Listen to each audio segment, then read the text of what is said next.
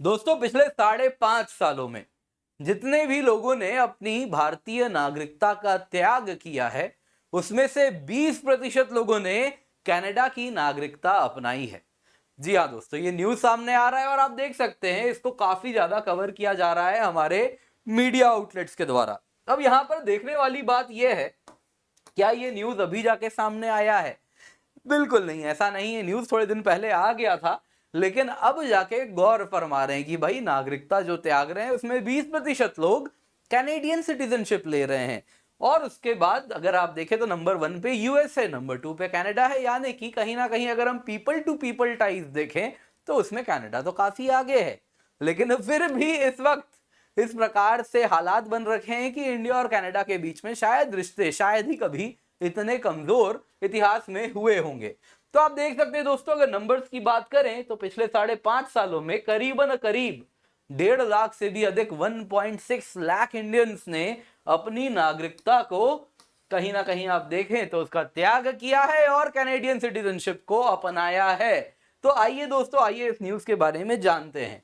तो दोस्तों ये डेटा अगर हम देखें तो जनवरी 2018 से लेके जून 2023 के बीच का है, जिसमें अगर आप देखें तो 1.6 लाख इंडियंस ने अपनी सिटीजनशिप रिनाउंस करके इन 1.6 लाख लोगों ने कैनेडियन सिटीजनशिप को अपनाया है। और इतना ही नहीं दोस्तों, इनका पासपोर्ट बदला है, इंडिया से कनाडा का हुआ है।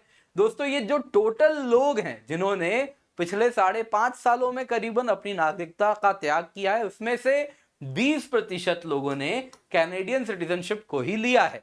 अब दोस्तों ये ऑफिशियल नंबर है क्योंकि एमईए यानी मिनिस्ट्री ऑफ एक्सटर्नल अफेयर्स के द्वारा ये डेटा सामने आया है। अब दोस्तों यहाँ पे अगर आप देखें तो नंबर 1 पे कौन है? यूएसए है। यूएसए अगर आप देखें तो पहले आपको बता देता हूं टोटल नंबर कितना है।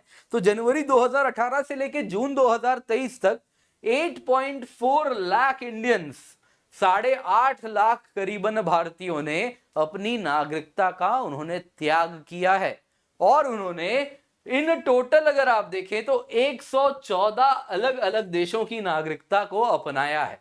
अब बहुत बड़ा नंबर है 114, लेकिन इक्का दुक्का इधर उधर गए हैं। जो मेजर चंक जा रहा है इनमें से 8.4 लाख लोगों में अगर आप देखें तो सबसे ज्यादा यूएसए जा रहे हैं। यूएसए की बात करें तो वो अकेला 38% है।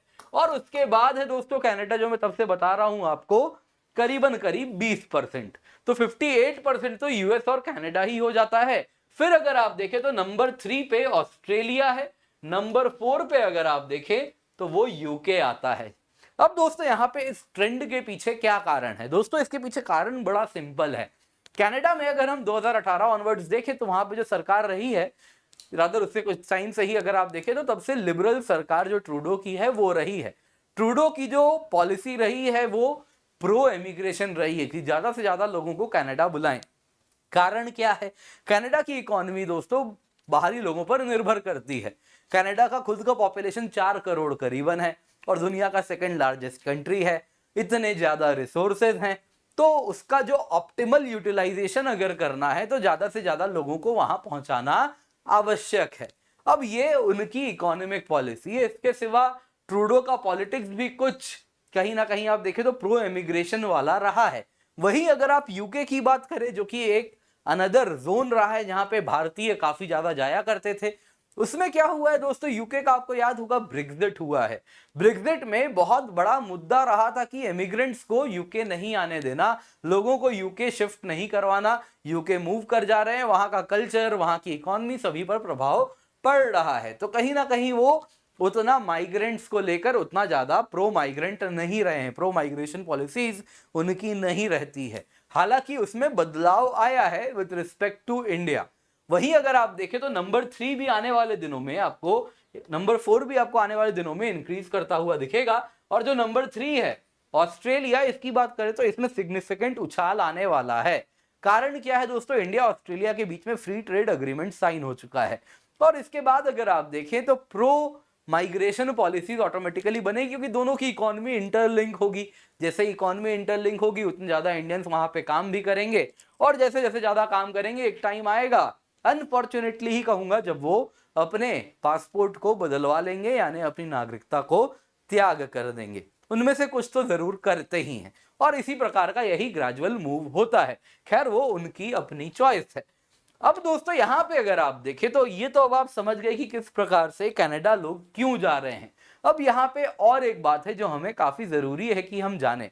दोस्तों जो हर साल नंबर्स जो हमारे देखने मिल रहे हैं कि कितने लोग अपनी नेशनैलिटी को बदल रहे हैं, भारतीय नागरिकता को कितने लोग त्याग रहे हैं, इन नंबर्स की अगर हम बात करें तो संख्या हर साल बढ़ रही है, साल दर साल बढ़ रही है। अगर आप देखें 2020 बस एक ऐसा साल था जब आपको पिछले साल की तुलना में 2019 की तुलना में 2020 में नंबर्स में वृद्धि नहीं हुई थी। कारण क्या था? कोविड वाला साल था, तो ऑलरेडी मूवमेंट ज्यादा हो नहीं रही थी, तो ये सारा पेपर वर्क वगैरह हो नहीं पा रहा था उस साल में। अदरवाइज आप देखेंगे तो 2018 में 1.3 लाख इंडियंस ने अपनी नागरिकता को त्याग किया था। 2022 में ये 2.2 लाख हो चुका है। और अगर हम 2023 की बात करें तो फर्स्ट हाफ का डेटा है 87,000, सेकेंड हाफ आते आते डबल से भी ज्यादा हो जाएगा वो, ऐसा अनुमान लगाया जा रहा है। यानी हर साल अधिक भारतीय अपनी नागरिकता को त्याग रहे हैं।